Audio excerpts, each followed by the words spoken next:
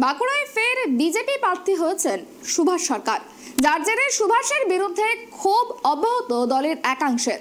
তবে বিক্ষুব্ধরা ফ্যাক্টরি নয় বলে দাবি জেলা বিজেপির, যদিও এই বিক্ষোভ নিয়ে মুখ খুলতে নারাজ সুভাষ সরকার।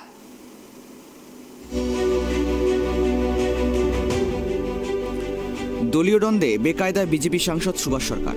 ভোটে সুভাষের পাশে থাকবে না দলের একাংশ, দাবি বিক্ষুব্ধ বিজেপি নেতাদের। এই ধাক্কা আগে সামলাক সুভাষ, কটাক্ষ তৃণমূলের।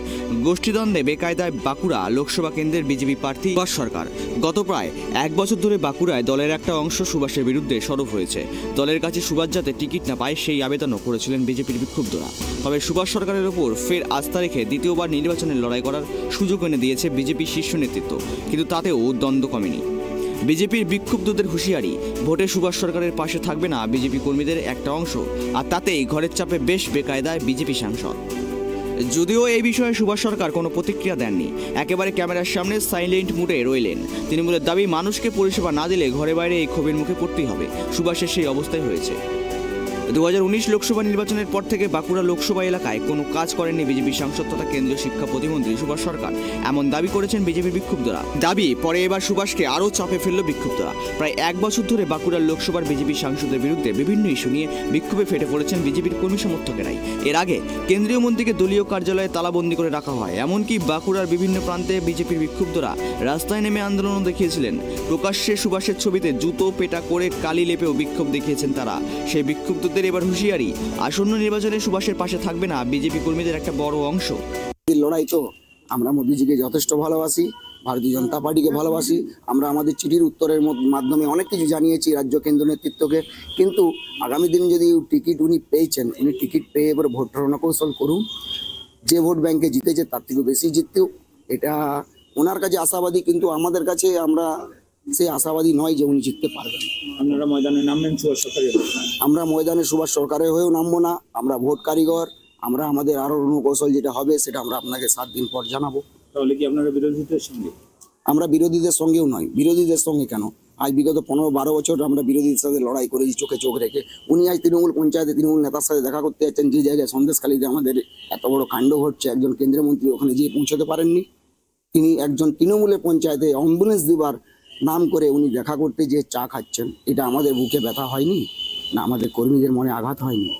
কর্মীদের যে ক্ষোভ, সেটা কি ব্যালটে অবশ্যই পড়বে। কর্মীদের ক্ষোভ সেটা ব্যালটে আপনার ভোট বাক্সে তো হবেই, কেননা কর্মীরা সমস্ত জানেন যে উনি শুধু ভোটের সময় ব্যবহার করেন, তারপর ছুঁড়ে ফেলে দেন। নিজের দিল্লি, নিজের নার্সিংহোম, নিজের কিছু চেলাচামুন্ডার দিকে নিয়ে উনি দলটা পরিচালনা। বিজেপি বাঁকুড়া বিধানসভার প্রাক্তন কনভেনার কৌশিক সিংয়ের দাবি, সুভাষের ডানে বামে কেউ নেই, যারা রয়েছেন তারা প্রকাশ্যে বিরোধিতা করতে পারবে না বলেছেন। তারাও ভেতরে ভেতরে সুভাষের পাশে নেই। এমপি এমপি হিসেবে তার উন্নয়ন আমাদের চোখে পড়েনি। যে মানুষের পাশে দাঁড়ানোর থেকে বড় উন্নয়ন কিছু হতে পারে না। মানুষের কর্মীদের পাশে দাঁড়ানো, মানুষের জনগণের বিপদে তার পাশে দাঁড়িয়ে থাকা, পয়সা দিয়ে না সাহায্য করলেও তার পাশে দাঁড়ানো, এরকম কোনো উন্নয়ন কোনো হয়নি। সবচেয়ে বড় কথা, যে ডাক্তার বলে তিনি যে আজকে ভোট নিয়েছেন, বিনা পয়সায় একটা কারো নাড়ি টিপে দেখেননি উনি। যেখানে অন্য অন্য বাঁকুড়াতে অনেক ডাক্তার আছে যাদের অ্যাক্টিভিটি, তাদের সমাজসেবামূলক কাজের সংখ্যা অনেক বেশি।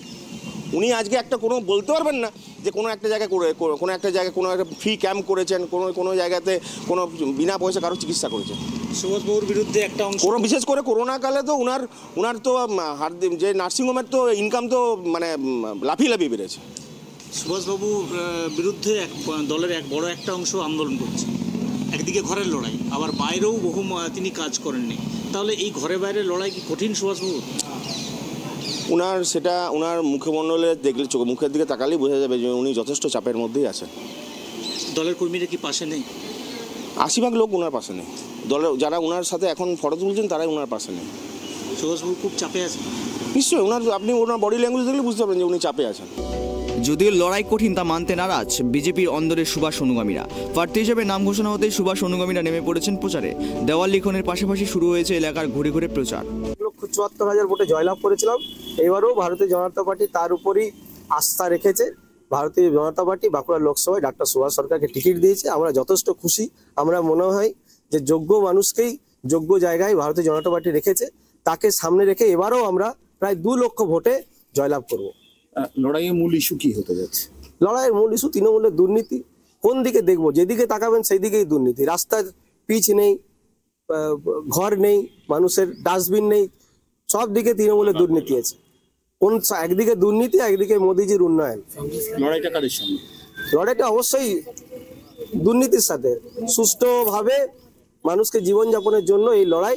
আমরা দেখেছি যে আজকে পশ্চিমবঙ্গের মহিলারাও সুরক্ষিত নয়। সন্দেশখালীতে মা বোনেরা কিভাবে দিনের পর দিন কাটাচ্ছে। আমার মনে হয় আজকে যে ঘটনা আমরা সন্দেশখালীতে দেখেছি, সেই ঘটনা পশ্চিমবঙ্গের প্রতিটি কোণে কোণে হয়তো আছে, আজ নয়তো কাল সেটা বেরোবে। লড়াইটা অন্যদিকে তৃণমূলের কটাক্ষ, বিজেপি সুভাষ সরকার প্রার্থী করায় বাঁকুড়া লোকসভায় তাদের জয় নিশ্চিত হয়ে গেল। স্ট্র্যাটেজি ঠিক হবে না। মমতা বন্দ্যোপাধ্যায় মানুষের জন্য যে কাজ করেছেন, একটার পর একটা যুগান্তকারী প্রকল্প রূপায়ণ করেছেন, মানুষ কিন্তু প্রস্তুত হয়ে আছেন, নির্বাচনের দিনটার জন্য অপেক্ষা করছেন। তারা দুহাত তুলে মমতা বন্দ্যোপাধ্যায়ের আশীর্বাদধন্য প্রার্থীদের আশীর্বাদ করার জন্য। আর স্বভাবতই বিজেপি দলের যিনি প্রার্থী হয়েছেন, তিনি বিগত 5 বছর এখানকার এমপি ছিলেন, সর্বোপরি তিনি কেন্দ্রের মন্ত্রী হয়েছিলেন। মানুষের সাথে কোনো যোগাযোগ ছিল না 5 বছর। এলাকার জন্য একটা কোনো কাজ তিনি করেননি, একদম দায়িত্ব নিয়ে বলছি, কোনো কাজ তিনি করেননি। তো স্বভাবতই মানুষ তো এটা আমাদের পক্ষে প্রার্থী হওয়ার ফলে আমাদের যিনি প্রার্থী হবেন তার পক্ষে অনেক সুবিধা হয়ে গেল, আমাদের দলের পক্ষে অনেক সুবিধা হয়ে গেল। কারণ তাকে মানুষ আর পছন্দ করবে না, তাকে ভোট দেবে না। দুহাত তোলে মমতা বন্দ্যোপাধ্যায়ের প্রার্থীকে মানুষ সমর্থন করবে, এটা আমাদের স্থির বিশ্বাস। দলেরই তো একটা অংশ বিক্ষুব্ধ রয়েছে, যেটা গতকাল দেখলাম। দেখুন, ওদের দলের বিক্ষোভ, এটাই ওদের সাধারণ রুচি, এটাই ওদের সংস্কৃতি। যারা বিক্ষোভ করলেন তাদেরও এইটাই কালচার, যারা বিক্ষোভ করেননি নেতাকর্মীরা তাদেরও এইটাই কালচার। সারা ভারতবর্ষের মধ্যে দেখতে পাবেন ওদের নিজেদের দলের নেতা কর্মীদের মধ্যে লড়াই অহরহ লেগেই চলেছে। কিসের লড়াই? ক্ষমতার ভাগাভাগির লড়াই। কিসের লড়াই? লুটের মালের ভাগাভাগির লড়াই। মানুষের জন্য তো কোনো কাজ করেনি। 10টা বছর বিজেপি সরকার কেন্দ্রে আছে, মানুষকে একটার পর একটা ভাঁওতা দিয়ে চলেছে, মানুষের জন্য কোনো কাজ করেনি। তো এই লড়াই ওদের ভাগাভাগির লড়াই। যারা ক্ষমতায় আছে তারাও লুট করছে, যারা ক্ষমতায় নেই তারাই লুট করছে। বহু বিজেপির কর্মী আমাদের সাথে যোগাযোগ করছে, বহু বিজেপির নেতা আমাদের সাথে যোগাযোগ করছে। কিন্তু আমরা কোনো দলের বিক্ষোভ, কোনো দলের দলাদলি, কোনো দলের অন্তঃকলহ, এটাকে আমরা কাজে লাগিয়ে আমরা ভোটে জেতার আমাদের দরকার নেই। মমতা বন্দ্যোপাধ্যায়ের আশীর্বাদ নিয়ে যিনি প্রার্থী হবেন, আমি দায়িত্ব নিয়ে বলছি, তিনি বিপুল ভোটে জয়ী হবেন। যদিও এই বিক্ষোভ নিয়ে সাংবাদিকেরা সুভাষ সরকারের প্রশ্ন করলে এই বিষয়ে তিনি মুখ খুলতে নারাজ। বিজেপিরই একটা অংশ আপনার বিরুদ্ধে বিক্ষোভ দেখাচ্ছে। ঘরে বাইরে লড়াই কতটা কঠিন হবে? বিক্ষোভ না, যেখানে লড়াই করছে, ঘরে বাইরে কিভাবে লড়াই করবেন? কি বার্তা নিয়ে যাবেন মানুষের কাছে? কঠিন হবে লড়াই। তবে নিজেদের অবস্থান স্পষ্ট না করলেও বিক্ষুব্ধদের একটা বড় অংশ যে সুভাষ সরকারের বিরুদ্ধে ভোটে নামবে তারা ইঙ্গিত মিলেছে। স্বাভাবিকভাবে এবারের লড়াইয়ের জমি যে সুভাষ সরকারের জন্য যথেষ্ট চ্যালেঞ্জিং তা বলার অপেক্ষা রাখে না।